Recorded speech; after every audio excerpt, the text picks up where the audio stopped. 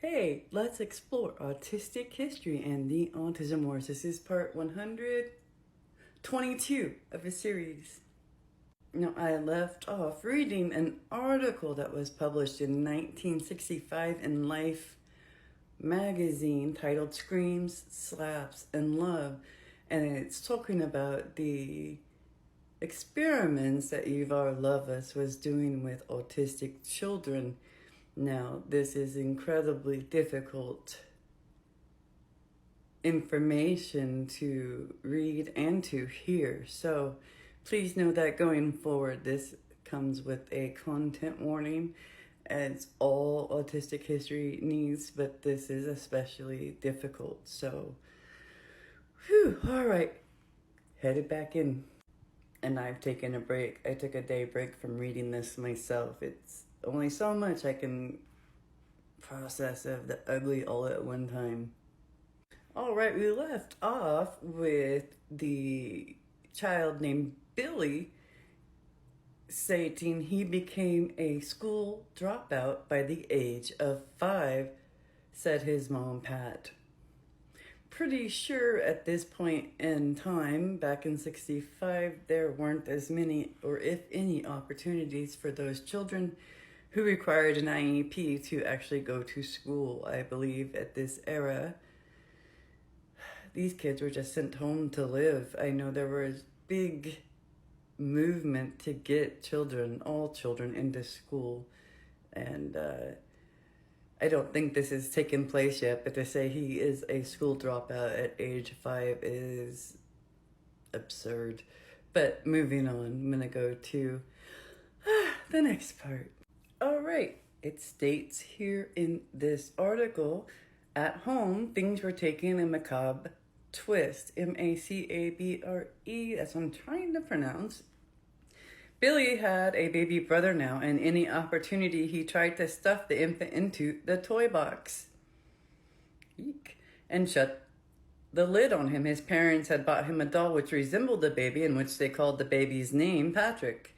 Every morning, Pat found the Patrick doll head down in a toilet bowl. Terrified of what might happen, she never left the two children alone together. As he grew older, Billy's... I'm not sure what that word says. Machinations. I see they split it. As he grew older, Billy's machinations seemed far too clever for a retarded child, and his parents took him to see another expert. There, given a puzzle to test his intelligence, Billy simply threw all the pieces against the wall. The expert delivered the same old verdict. Billy was retarded. At the retarded children's school, and mind you, this R word is being used in historical reading, and it is a diagnosis as well, that is not being used as a slur in this case. So just a note. Even though I still really highly dislike that word because of the stigma attached to it. All right, so at the retarded children's school, the youngsters occasionally got hamburgers for lunch from a drive-in chain. Inexplicably, Billy became hooked on them, hooked to the point he would starve himself rather than eat anything else. Within a few weeks, Pat and her husband became slaves to Billy's hamburger habit.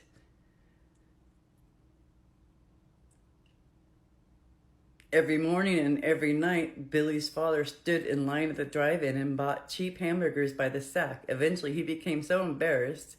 He is a small, thin man, and the waitress had begun to look at him curiously, that he cruised the city looking for drive-ins where he wasn't known.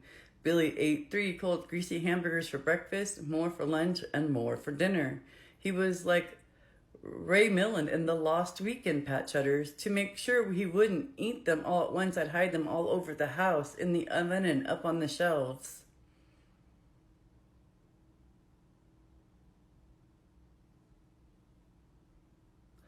Okay. A month later, I'd find ossified hamburgers in hiding places I'd forgotten. What are you doing putting that shit everywhere? It's called the refrigerator. Oh my gosh. When they were out driving with Billy, they had to detour around any drive-ins. Billy flew into such a frenzy at the sight of one that he frothed at the mouth and tried to jump out of the moving car. Pat knew that the boy could not survive on a diet of cheap hamburgers. She took him to places where they served hamburgers of better quality. Okay, so Billy refused to eat them. Frantic, she contrived an elaborate ruse. Buying relish and buns from the drive-in, she bought good meat and made the patties herself. She put them into sacks from the drive-in, even inserting the little menu cards that came with the drive-in's orders. When she presented this carefully recreated drive-in hamburger to Billy, he took one sniff and threw it on the floor. Then there was Billy's Winnie the Pooh period. Well, that's what you get for sneaking in food. That's different. Oh my gosh. Whatever. Okay. Billy had become obsessed with a particular kind of teddy bear, marketed under the trade name of Winnie the Pooh. Without it, he'd go berserk. The family was moving about a good deal then, and Pat was terrified that she would have no replacement when Billy lost his bear or tore it up. Just to make sure I'd never run out, I found where to buy Winnie wherever we might be going. I knew a place in San Diego and a place in La Jolla and a place in San Francisco. I even knew where to buy Winnie in Las Vegas. I always kept some in reserve just so we wouldn't run short in a hotel. Our whole life became one long Winnie trip. Once we were moving, Winnie got put into the van by mistake, and we had to have the movers take everything out so we could find it. We were afraid to make the trip with Billy without a Winnie bear. We were starting to go nutty ourselves.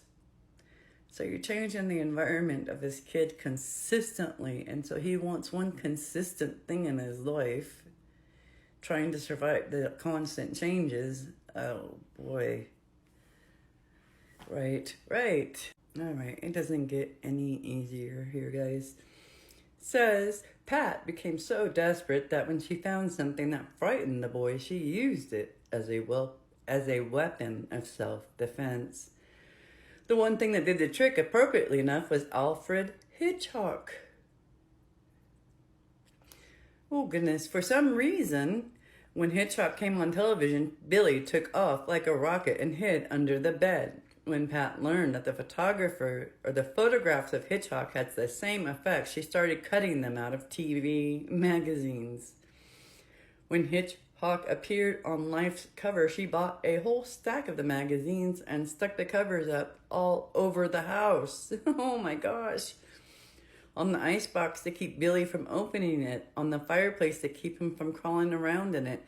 When she took a bath, she put Hitchcock pictures outside the bathroom door so Billy would leave her in peace.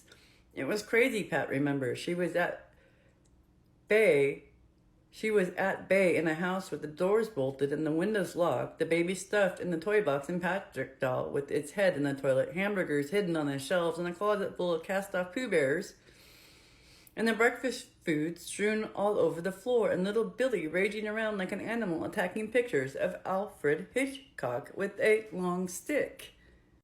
By now, Billy was getting so big and strong that Pat could hardly control him physically, and she and her husband were thinking of building a fence around their house to keep him from endangering others. But before doing so, they took him to one more psychiatrist. You can't build a fence high enough, the psychiatrist said flatly. He'll be a Frankenstein monster. Put him away. Ah, there's the key. They didn't just send them home. They sent them to institutions back in the eras that IEPs didn't exist for children in schools. So, miserable though they were, Pat and her husband couldn't stand the thought of abandoning the boy to an institution, right? They really didn't have any information back then, didn't they? And society was severe. All right, says we were supposed to put him away and throw away the home movies and tear up the scrapbook, she said. We just couldn't do it. And they did. They were taught to take the pictures out of the photo albums and forget this family member ever existed.